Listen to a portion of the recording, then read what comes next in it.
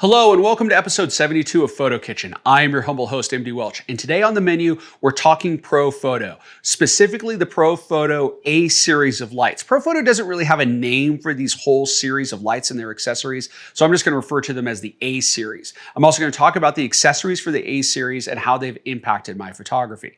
Now, I know that Profoto can be a bit of a divisive topic amongst photographers. There's a lot of people who see the brand as being overpriced and not delivering a lot of value comparatively to other affordable brands. And listen, if you expect me to die on the hill about price when it comes to Profoto, I'm not going to have that battle with you.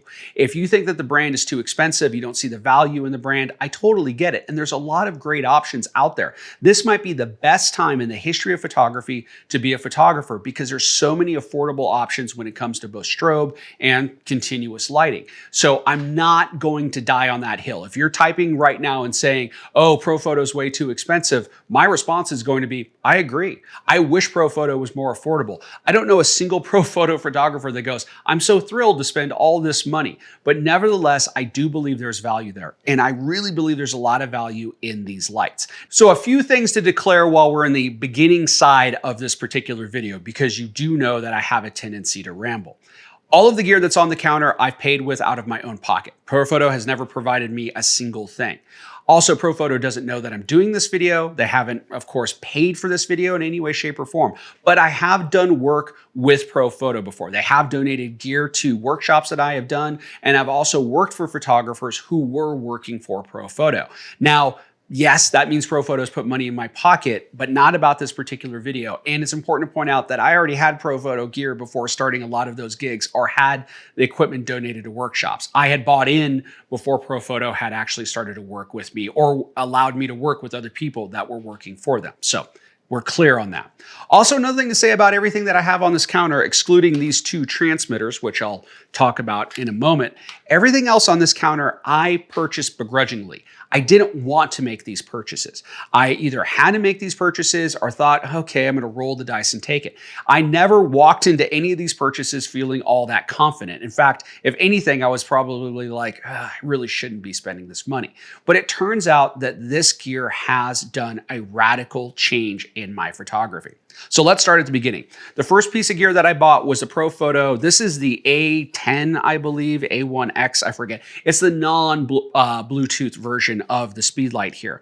And this is Profoto's version of the speedlight. It goes on top of the camera. I have the little plastic foot here on there for demonstration purposes. But it has a tilt head. It has a swivel head. It has a magnetic attachment that I really like. It's kind of like a mag mod built in, to be sure. I needed a speedlight for my Sony system, and I did not like what Sony was offering. I tried a few off brands or third-party brands and didn't find the quality to be all that great. So I looked at this particular light that Profoto had announced maybe a year or so ago, and I liked the features about it. First of all, it would work with my other Profoto flashes. It can be a remote, obviously, so I could use my traditional transmitters that I'm using for the D1s and the B1s or my plug-in transmitters on my packs, and I could use this light as an accessory light, a hair light or separation. But of course, I could put it on the camera. It has TTL and manual, and that's what I was looking for. After I've been using this light for a while, I started to really appreciate it because, again, it's a great off-camera light. It has a lot of features. It has this amazing menu system. It's so easy to operate and use, and it's also a transmitter as well. So if I forget one of my transmitters or the batteries die on one of my transmitters, I could pull this out of my camera bag, put it on my camera, and fire my other flashes. And of course, not have this flash fire, just act as a transmitter. And that's great because I always have this flash on me. I never know when I'm going to need an on-camera flash. It came with this little accessory bag or carrying case here. This just goes on the side of my backpack. I did a whole video on what goes in my bag earlier this year. Check it out. And you can see where I'm storing all of this stuff. But this is always with me. So I always have a transmitter with me. I always have an on-camera flash with me. Since my transmitters travel with me, that's in the other side pouch on my camera bag. I also always had an off-camera flash available to me at all times. The only thing that I don't like about this this particular flash is that it is big, bulky, it is heavy. I don't think the magnet is all that good on the front compared to some of the other Prophotos. If you put some sort of gel mount in between this and the dome diffuser, it can fall off if it's brushed. The magnet's not super strong. I don't know if that's the magnet on this or the magnet here, but it's certainly a weaker system than I would like. Also, and this is not Prophoto's fault, this is more of a Sony issue, the feet on the bottom of these flashes are not the best. And since Profoto doesn't really give you an easy way to replace these feet, it can be complicated. One thing that I liked about my Canon systems is these feet were meant to break as a stress point. They would just shear right off really easily. But there were 4 screws and you could buy these things and just unplug it, connect the cables into the bottom, screw it back in and service that. I don't like that Profoto is missing this because speed lights break, especially when they're on cameras, you're running around. If you're an event photographer, there's a good chance that this foot is going to shear off. But in this particular case, Sony has these little pins on the bottom, which are probably impossible to see on my shots here. I'll have to zoom in a little bit. But these pins can get bent, so you have to really protect them if you're a Sony shooter. Otherwise, it will not fire at all because it won't even use the center pin to control the firing. It is TTL and manual, as I've said before. The TTL is pretty good. I'm not really blown away by anybody's TTL technology, and a lot of that has to do with the fact that it's controlled by the camera's metering system. So if the meters system's not great for the flash, you might not get great TTL. I'm usually manual in this. I'm shooting 35mm prime for my event stuff. Stand far enough away, I kind of just dial it in manually and it works out pretty well. But it does do a good job in TTL. I don't know if the words great in TTL have ever matched up entirely, but Profoto has not somehow cracked that particular problem. TTL is still good. One thing that happened after I bought the Profoto A1, A10, A1X is that I started buying a few accessories for it. First of all was this dome diffuser, which is fantastic. This little dome diffuser is great. And to just address the elephant of pricing in the room, yes, this is super expensive, and yes, it should have been included with this flash. If I do have a complaint about Profoto outside of the overall pricing, sometimes it's the head scratching things of why am I paying for this? This should be something that should just come with the flash, right? And it's an accessory that you have to pay extra money for. It's unfortunate.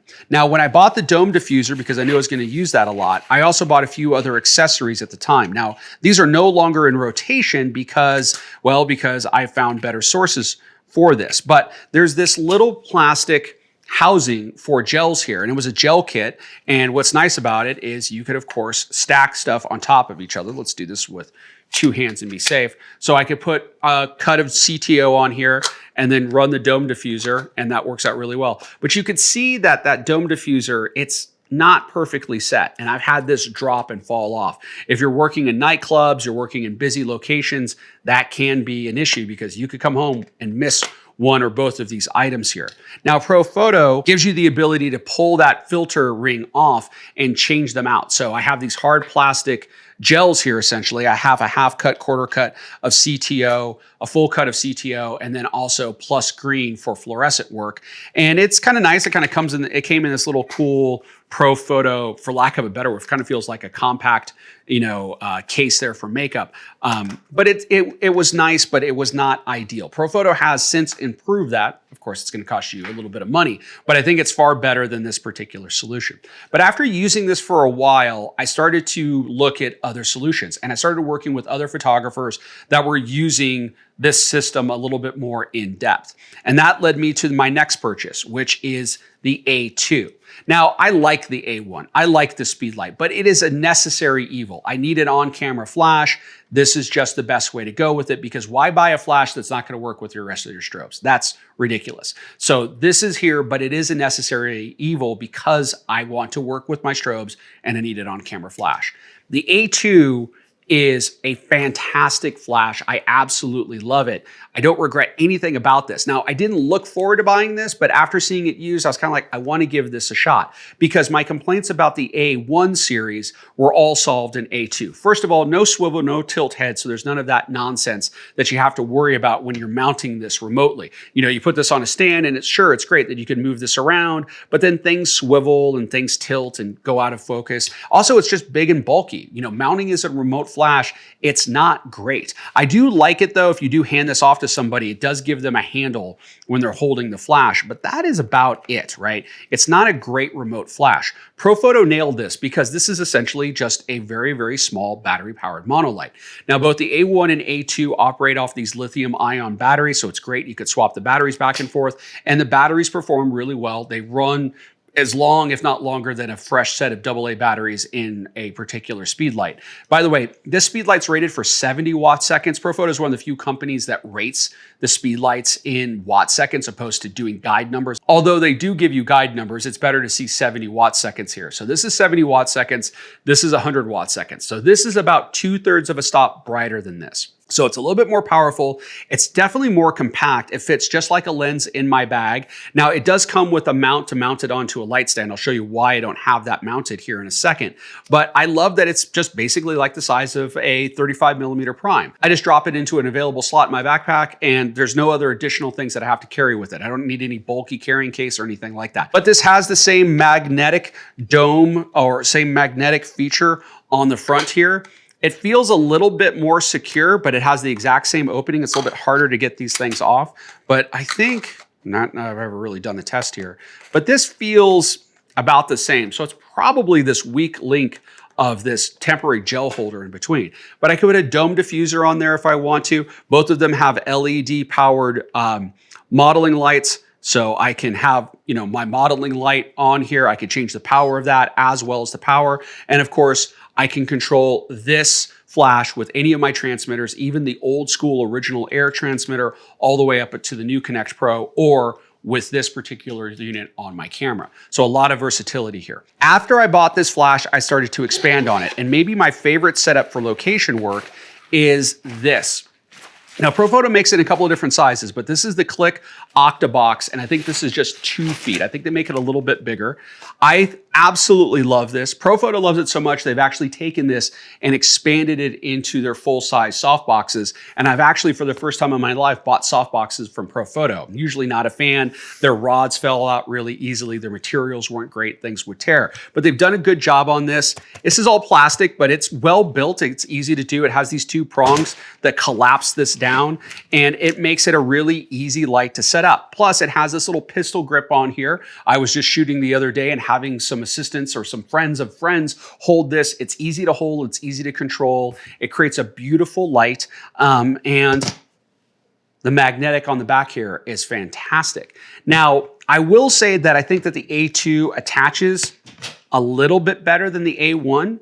But the A1 will hold on there to be sure. But if I'm running and gunning, one, I want the more powerful unit on there to be sure. But I think that this is just a little bit more stable. It's certainly a little bit cleaner as far as setup goes. But now I have this beautiful softbox, no speed ring setup, nothing like that. It just pulls it out of the bag, put it on, hand hold it, or it does have a light stand attachment here. Just drop it on and away you go. It does come with an optional grid that actually attaches on the outside of the softbox, so there's no Velcroing there, so that's even easier to set up. It's a fantastic flash. And if you're doing high school portraiture, if you're doing couples work, wedding photography, any sort of portraiture remotely, even headshots on location, this little unit here will produce more than enough power to give you a quality portrait or headshot or anything like that out in the field with no wires, no cables. And again, the beauty of all of this that I have on the table is it all goes in the same bag that all my camera and lenses are in. On top of that, Profoto started adding to their accessories, and this is where I have probably fallen off the deep end. The first thing that Profoto did, and I will give them credit for this, they have these nice little tubes, which of course cost money. So they do have this generic gel holder here. I'll pop this open. It comes with a little metal disc template to cut your own gels, but you mount this on the front of whatever unit that you're using, and I've already cut some gels here. Let's see where they are. Yep, there they are. Need to mark my gear a little bit better. So I went through, I cut a few gels, but I could take, say, like this purple gel here and then drop it into the gel holder. And now I have a gelled unit. And even though that this costs a little bit of money, Profoto's like, well, we hear that things cost a lot of money. So they do give you the ability to modify and create your own gels. The problem is, though, their magnetic system, this Clic system is just way too good. So I went off the deep end and I bought, first of all, I bought some additional accessories. I have a grid, which I use quite a bit on shoots. I just recently used this on a shoot to mimic candlelight on a model. So I took the grid and I took the new CTO systems. Has that same hard gel filter inside of it, but there's no pulling anything out. So it doesn't get lost, things don't get dropped. The magnets, as you can see, are really strong. So I just took the gel, I put that actually on this particular light. I gelled it first. I took the grid, let go, put it on there, and I was able to put light right on the model's face with this little unit, and this system is great. So I bought the simple CTO setup. So I have a quarter, half, and full CTOs, and as you can see, they stack up really nice. So you don't have any gaffer tape to worry about. You don't have to worry about losing these things. They stack on themselves.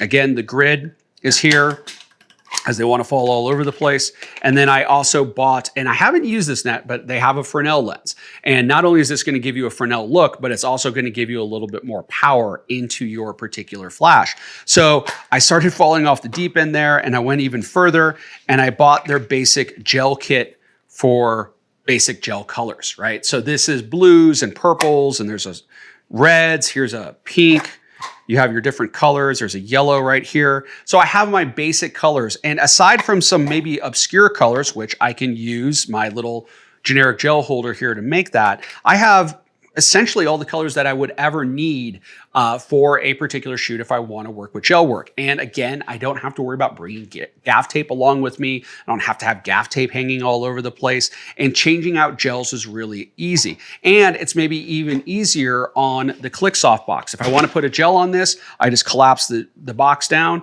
take the gel. There's a magnetic receiver on the inside. It just pops in like that. It does with a lot of authority. Collapse this back down. There you go. And now you have a blue gelled light controlling this from here. And again, you could put the grid on the front of that. It really is a marvelous system. And again, I don't like to use the terms game changer. I don't like to use the terms awesome, but this is a game changer for me because I can now feel more confident going out on location, walking those extra miles or so, knowing that I have two nice light sources and I could craft some really nice light. For portraiture, environmental portraiture, lifestyle work, a lot of stuff that I'm currently shooting, this is more than enough. Have an extra battery in my backpack as a backup battery for these two systems. Rarely, if ever, do I have to reach for it because I have plenty of battery power here. Recycle time is pretty good, even at full power. I wish it was a little bit better, but I'm probably asking too much from these small flashes. It just gives me so many options. And the beauty of all of this is, and I can't stress this enough, all of this is with me all of the time.